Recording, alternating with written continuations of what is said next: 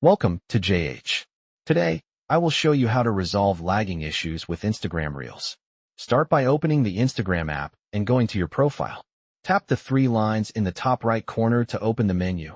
Then scroll down to find the Data Usage and Media Quality option.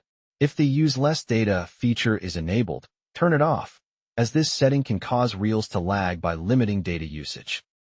If the problem persists, you should clear the app's cache, as stored data can eventually impact performance. For Android users, go to your device settings, select Storage, locate Instagram, and tap Clear Cache.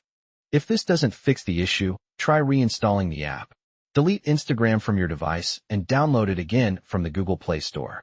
A fresh installation ensures you are using the latest version, which may fix underlying bugs. Lastly, make sure you have a fast and stable internet connection. Slow Wi-Fi or mobile data can cause playback issues, so switch to a stronger network to improve your experience.